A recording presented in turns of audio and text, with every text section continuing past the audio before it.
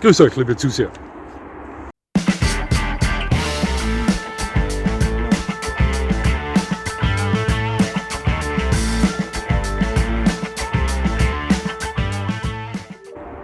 Nochmal herzlichst willkommen, liebe Zuseher, hier auf meinem Kanal. Ich freue mich sehr, dass Sie da sind. Aktuell alles etwas schwierig für mich. Ich muss versuchen, die ganzen Dinge da hier unter einen Hut zu bringen. YouTube-Kanal. Ich möchte Sie ja immer mit einem neuen Video überraschen. Doch ist mir auch vor einigen Tagen mein Auto kaputt gegangen. Reparatur zahlt sich keine mehr aus. Jetzt muss ich mich wieder um einen Ersatz umsehen. Ein Auto mit spritzigem Motor. Ein Auto, das in Ordnung ist, welches genug Platz bietet für meine Frau, für mich und für Vito. Sie wissen schon, das Ganze drumherum. Allerdings musste ich zuvor noch mein Auto an den Mann bringen und viele von Ihnen wissen, was für eigenartige Figuren in dieser Auto-An- und Verkaufswelt herumlaufen. Ja, auch ich habe mit denen wieder mal Bekanntschaft gemacht. Alles etwas nervig und, wie soll ich sagen, mühsam. Ja. Aber ja, wir sind jetzt wieder auf meinem YouTube-Kanal und um den muss ich mich kümmern. Ist so, tue ich auch gern, denn es macht mir Spaß. Ja, lange Rede, kurzer Sinn, ist eigentlich vielleicht gar nicht so interessant gewesen für Sie. Ich wollte es nur loswerden. Nun zum heutigen Video. Ja, ich gebe schon rum. Ein Molosser. Mit etwa 50 bis knapp 60 cm Schulterhöhe. Also mittelgroß. Mit etwa 30 bis um die 40 Kilo Gewicht. Also ein mittelgroßer, nicht zu großer, nicht zu schwerer Molosser. Und dennoch, wenn man sich das Verhältnis Schulterhöhe mit Gewicht ansieht, ja, kann man sich vorstellen, das ist doch ein ziemlich beeindruckender Hund. Auch ein sehr schöner. Denn es geht heute um den KD-Bull. Den Mallorca Bulldog oder wie wir in Österreich sagen, Mallorca Bulldog, den Klammer Stierhund. Denn das heißt KD-Bull, Stierhund. Und Mallorca Bulldog ist er verwandt mit den English Bulldogs? Ein klein wenig, doch dazu etwas später. Die meisten von Ihnen wissen ja, die Balearen wurden auch sehr gerne von Piraten heimgesucht, wurde geplündert, gemordet. Gerne schützte man sich vor diesen Piraten mit guten Schutzhunden. Ist tatsächlich so. Ein Hundetyp tat sich da als Schutzhund ganz besonders hervor bei den Bewohnern der Balearen. Und zwar war das die heute schon ausgestorbene, nicht mehr existente iberische Doge, die im 13. Jahrhundert mit dem König Jakob auf den Balearen eingetroffen ist. Schauen Sie, gleich vorneweg sei gesagt, die Entstehungsgeschichte des KD-Bulls. Ja. Also hier tappt man doch etwas im Dunkeln, geht etwas im Nebel spazieren. Das ist alles andere als derart klar, wie zum Beispiel beim Dobermann, wo man das ziemlich detailliert genau weiß, wie das vor sich gegangen ist. Beim KD-Bull arbeitet man bezüglich Entstehungsgeschichte bis zu einem gewissen Zeitpunkt eher nach dem Pi mal Daumen-Prinzip. Ja? Und genauso tue ich das auch, denn nach diesem Pi mal Daumen-Prinzip, nach diesen Geschichten habe ich gelernt und die gebe ich jetzt an Sie weiter.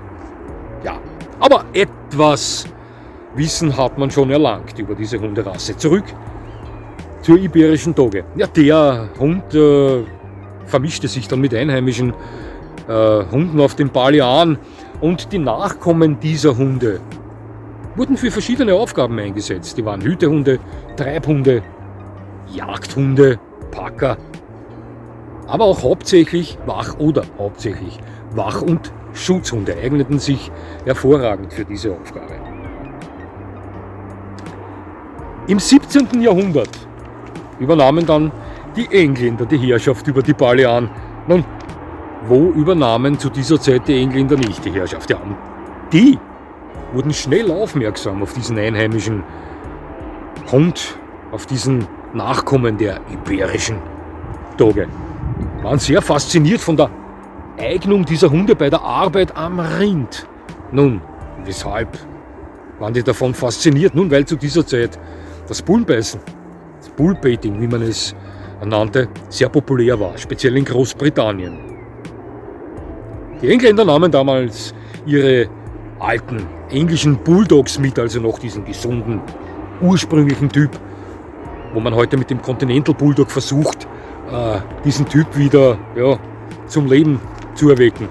Was mehr oder weniger meiner Meinung nach, zumindest optisch, gut gelungen ist. Die verpaarten dann ihre English Bulldogs mit diesen einheimischen Balearenhunden. Ja, und setzen sie dann fürs Bullenbeißen, fürs Bullbaiting ein. Aber auch für den Kampf Hund gegen Hund. Wir haben hier also mit dem Caribou einen Hund, der als Hütehund im Einsatz war, Treibhund im Einsatz war, Jagdhund im Einsatz war und als Kampfhund missbraucht wurde. Also diese Mixe aus englischen Bulldogs und den einheimischen Balearenhunden entwickelte sich recht schnell ein einheitlicher Typ. Und in den 20er Jahren des vergangenen Jahrhunderts wurde schon der erste Caribou, Mallorca Bulldog, Stierhund, bei einer Ausstellung ausgezeichnet. Ja. Die Optik ist recht schnell erklärt. Schauen Sie, anatomisch, wenn wir den Kopf außen vor lassen, sehen die recht stark Bullterriern ähnlich. Haben ähnlichen Aufbau, ähnlich gut bemuskelt. Fellkleid, fast ident, kurzhaarig, in ähnlichen Farben sind die auch zu Hause. Ja. Es gibt sie in schwarz mit braunen Abzeichen. Den Caribou gibt es in Farbfarben, in hellbraun bis dunkelbraun. Es gibt sie in gestromt und so weiter. Gewicht, habe ich schon gesagt, Hündinnen 30, 32 Kilo schwer, Rüden bis 40, manchmal über 40 Kilo. 50 bis maximal 58 cm Schulterhöhe. Der Kopf unterscheidet sie von Bullterriern, von Continental Bulldogs. Doch dazu etwas später. Bevor ich hier ins Detail gehe, denn da gibt es eine ganz interessante Geschichte zu erzählen, Anatomie und Aufpassen, liebe Zuseher und so weiter, möchte ich kurz den Charakter ansprechen. Für eine Sache ist diese Hunderasse ganz besonders berühmt und das ist der Wach- und Schutztrieb. Obwohl sie ähnlichen anatomischen Aufbau haben wie Bullterrier, speziell American Staffordshire Terrier, haben sie einen völlig konträren Charakter zu der amerikanischen Rasse zu bieten. Wir wissen alle, dass die Bullterrier-Rassen häufig schlechte Wach- und Schutzhunde sind, zu menschenfreundlich, zu menschenbezogen, häufig einen Einbrecher eher begrüßen als bekämpfen würden. Nicht immer, darauf lege ich besonderen Wert, wenn ich das betone, aber häufig ist das.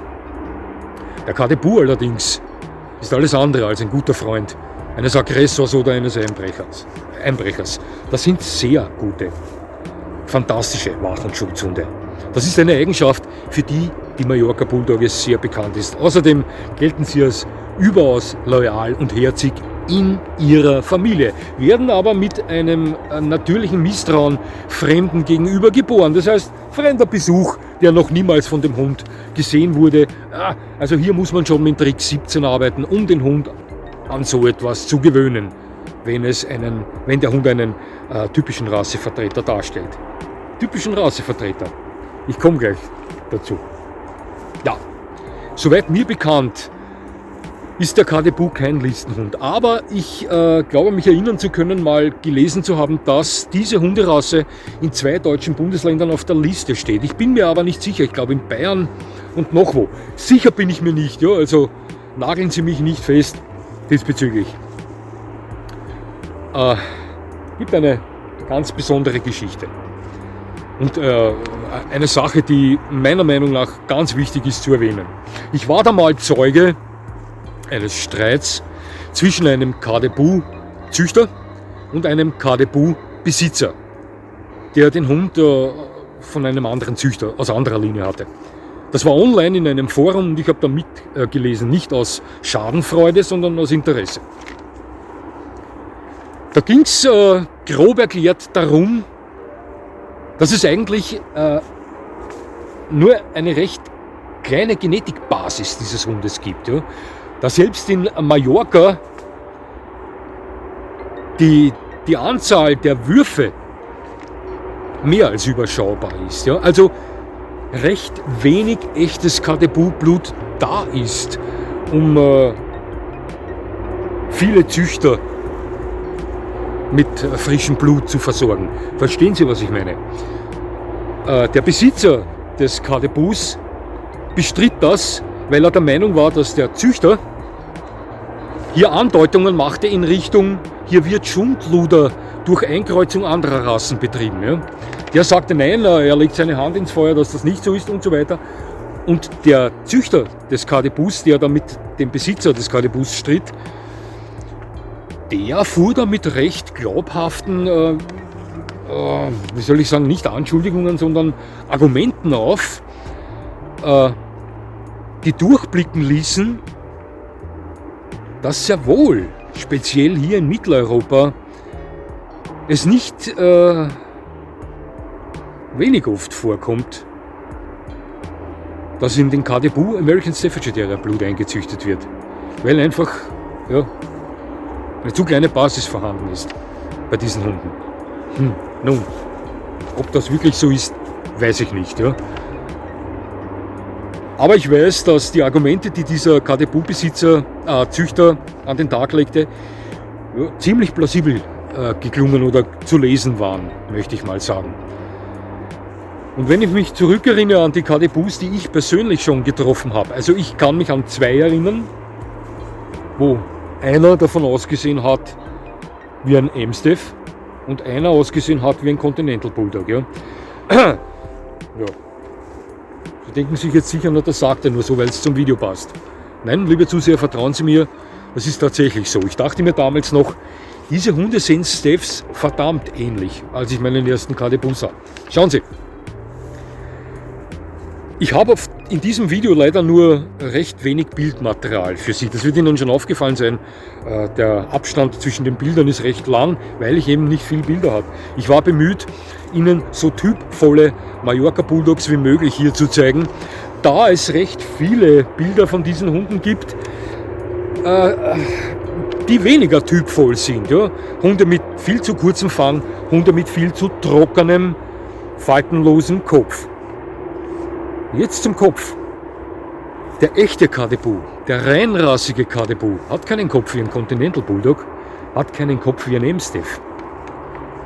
Der Kopf des echten Kadebus unterscheidet sich zum Beispiel zu einem Amstaff durch weit loserere Haut, etwas kürzeren Fang. Ja, also der Hund, ich zeige Ihnen, ich blende Ihnen mal den Kopf eines für mich absolut typischen Kadebus ein. Ja. Also diese Hunderasse hat im Vergleich zum Amstaff zum Beispiel weit loserere Haut am Kopf, einen vielleicht etwas kürzeren Fang, also auf jeden Fall einen nicht derartig trockenen Kopf, faltenlosen Kopf, wie zum Beispiel der typische Amstaff. Und im Vergleich zum Continental Bulldog einen weit trockeneren Kopf, einen nicht derartig kurzen Fang, nicht derartige Faltenbildung am Kopf wie ein Continental Bulldog. Wie gesagt, das sind 2 Hunderassen, wo ich schon gelesen habe, dass da etwas herumexperimentiert wird, um Krankheiten bezüglich Inzucht zu vermeiden und so weiter und so fort. Kommt nicht von mir, behaupte ich nicht. Ich gebe nur wieder, was dieser Züchter, und das war ein sehr guter Züchter, ich habe mir seine Webseite angesehen, was dieser Züchter wiedergegeben hat. Ja. Ob stimmt, weiß ich nicht. Bei dieser Hunderasse wäre es bei mir so, ja, würde ich mich für diesen Hund entscheiden. Und das ist ein Toppenloser. Ein sehr sportlicher Hund, der zwar triebig ist, muss auch sein, war ein Einsatz als Hüte- und Treibhund. Wir müssen einen Bewegungsdrang vorweisen. Diese Hunde ist ganz klar, es gibt keinen phlegmatischen Treibhund, Hütehund. Aber dennoch ist es ein Hund mit überschaubaren Trieb, also bei weitem nicht derartig triebig wie triebige Terrier oder triebige Gebrauchshunde in der Manier eines unter Strom stehenden Malis oder Dobermanns. Also da sind wir weit davon entfernt. Aber es sind sehr sportliche, bewegungsfreudige Hunde mit einem gewissen Aufgabenbedarf, die sollte man schon beschäftigen. Das sind Sportler. Grob ausgedrückt, Sportler. Da können sie schon fest Gas geben. Ja. Mir gefallen diese Hunde wahnsinnig gut. Es sind sehr schöne Hunde mit Top-Wesen. Sie wissen, ich stehe auf der Eigenschaft Wach- und Schutztrieb. Die ist beim Bullterrier häufig nicht vorhanden.